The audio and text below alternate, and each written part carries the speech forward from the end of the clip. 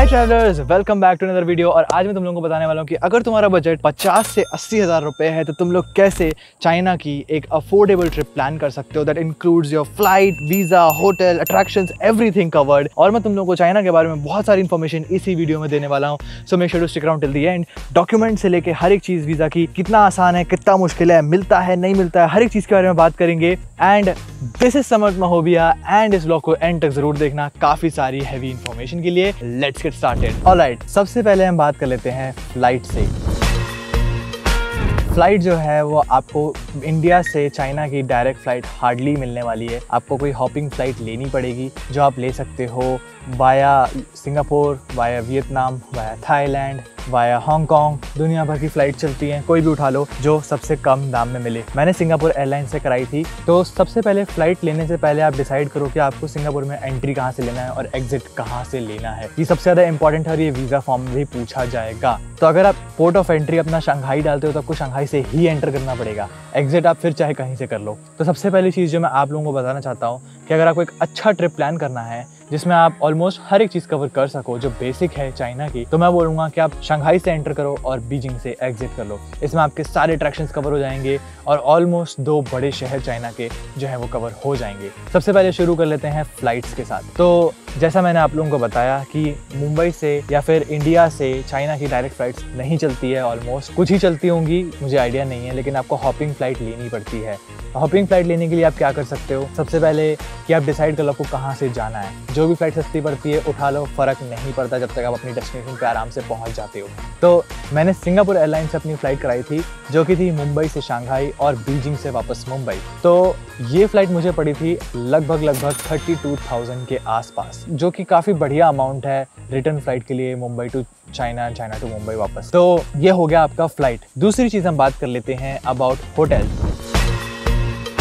China में hotels बहुत ज़्यादा एक्सपेंसिव नहीं है। अगर आप मेरे जैसे सोलो ट्रैवलर हो तो आप most of the time dormitory और हॉस्टल्स प्रेफर कर सकते हो। लेकिन अगर डॉर्मेट्री एंड हॉस्टल्स आपकी चीज़ नहीं है और अगर आपको होटल में जाना है तो मेरे ख्याल से एक बेसिक 2 से 3 स्टार होटल भी आपको लगभग 2,500 से 3,000 रुपये पर नाइट, जो कि काफ़ी बढ़िया अमाउंट है रिटर्न फ्लाइट के लिए Mumbai to China, China to Mumbai वापस। ने यहाँ पर 9 दिन बिताए हैं जिसमें मेरे 5 दिन शंघाई में थे और 4 दिन बीजिंग में थे। तो 9 दिन के हिसाब से मुझे सारे होटल्स का मिला के अराउंड 16,000 रुपीज़ के आसपास की कॉस्ट आई थी।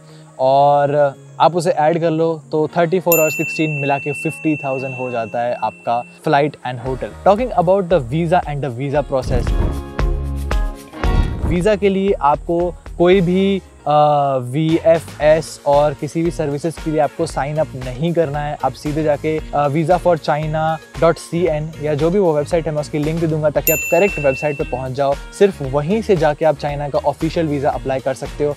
अपनी सारी डिटेल्स करेक्टली फिल करके उस फॉर्म में, बहुत ही बेसिक सा फॉर्म है, बहुत ज़्यादा कुछ रॉकेट साइंस नहीं है, आराम से पूछे जाएगा। तो अगर आपको चाहिए तो एक बार कमेंट सेक्शन में डाल दो, मैं पूरा बता दूंगा कि कैसे आप उसका वीज़ा अप्लाई कर सकते हो, करेक्टली फॉर्म को कैसे फिल कर सकते हो। तो अपनी इन्फॉर्मेशन को उस फॉर्म में फिल करने के बाद आपको उसका प्रिंट आउट निकालना है। नेसेसरी डॉक्यूमेंट्स जैसे कि आपकी ITR, आपकी बैंक स्टेटमेंट, और अगर आप ऑफिस में काम करते हो, किसी कंपनी में काम करते हो तो लेटर हेड और लीव लेटर जो भी आपको लगाना है वो लगा सकते हो। सैलरीड लोगों के लिए फॉर्म 16 है, तो अगर आप सैलरीड हो तो फॉर्म 16 लगा सकते हो। एंड मेरे ख्याल से इतने ही डॉक्यूमेंट्स लगते हैं, आपको बहुत ज़्यादा बड़े लिस्ट ऑफ डॉक्यूमेंट्स की ज़रूरत नहीं पड़ती है। इन सारे डॉक्यूमेंट्स को आप लेके सीधे पहुंच सकते हो नरीमन पॉइंट में, जहां पर चाइना वीज़ा का VFS सेंटर है। आपको अपॉइंटमेंट लेने की कोई ज़रूरत नहीं है, आप सीधे वॉक इन कर सकते हो वहां पर एंड आप वहां पर जाकर अपना वीज़ा फॉर्म सबमिट कर सकते हो। आपके बायोमेट्रिक्स ली जाएंगी एंड दैट इज़ इट।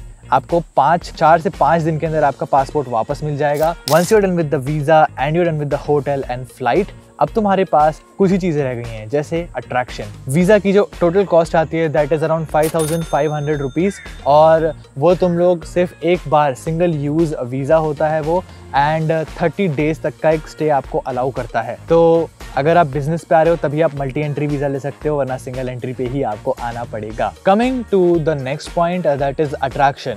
ये सारा जो अभी तक हमने बजट बनाया है इसको मिला के अराउंड 55,500 रुपये, दैट इज़ 55,500 तक का हमारा एक्सपेंस हो चुका है। अब अगर मैं आपको कुछ बेसिक एक्सपेंसेस की बात करूँ तो अगर आप चाइना आ जाते हो तो आपके डेली जो फूड एक्सपेंसेस होते हैं वो लगभग 1,000 रुपये से लेके 1,500 रुपये तक वेरी करते हैं। तो यानी अगर आप 8-10 दिन के लिए आ रहे हो तो आप पकड़ के चलो लगभग 10,000 रुपये आप खाने पे खर्च करोगे अगर आप 3 टाइम दिन में खाना खाते हो तो।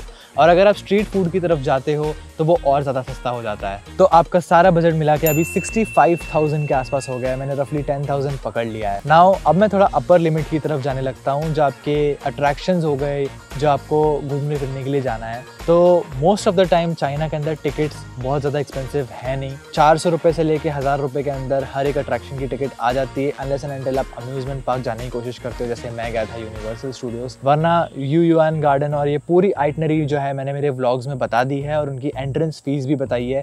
मेरा जो टोटल खर्चा हुआ अगर मैं यूनिवर्सल स्टूडियोज़ निकाल दूँ बीजिंग का और कोई अम्यूज़मेंट पार्क मैंने और उसके अलावा किया नहीं है, तो मेरा टोटल खर्चा अराउंड 6,000 रुपीज़ के आसपास हुआ था, सारे अट्रैक्शंस वगैरह मिलू के। तो 6,500 रुपये और ऐड कर लो, यानी अब तुम्हारा बजट अराउंड 70,000 रुपये तक पहुंच गया है, जो कि एक बेसिक चाइना का टूर तुम लोगों को करा देगा।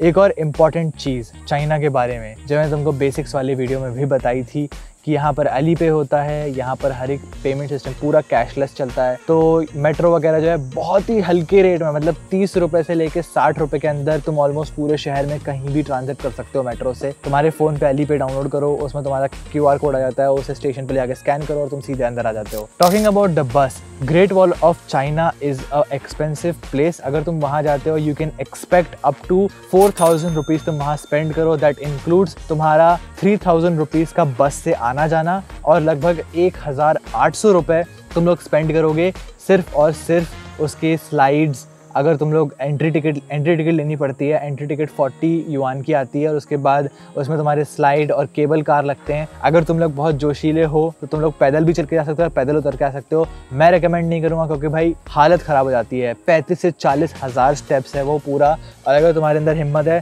तो ही करना, वरना मैं बोलूँगा कि भाई पैसा लगाओ 5,000 रुपये के आसपास। तो भाई ये एक बहुत ही बढ़िया आइटनरी है। 70,000 रुपीज़ के अंदर ऑलमोस्ट कैसे तुम चाइना घूम सकते हो एंड वापस इंडिया आ सकते हो। अगर मैं अपनी बात करूं तो भाई यहाँ से मैं जा रहा हूँ सिंगापुर में भी मैं ले ओवर ले रहा हूँ। मुझे पूरी ट्रिप इफेक्टिवली 1,00,000 रुपए के आसपास पड़ी, including all of the expenses that I did, and I think that it's a right decision because China is a must visit place. You should come here once in a life. This is it about the video. अगर तुम लोगों को ये video informative लगा है तो नीचे like कर देना। अपने कमेंट्स, कोई भी क्वेरी हो, कुछ भी हो भाई, कमेंट्स में छोड़ दो। I definitely reply to all of you. तो भाई चैनल को सब्सक्राइब करके रखना ऐसी इन्फॉर्मेटिव वीडियोज़ के लिए। मैं तुम लोगों से मिलता हूँ अगले वीडियो में, तब तक के लिए बाय बाय।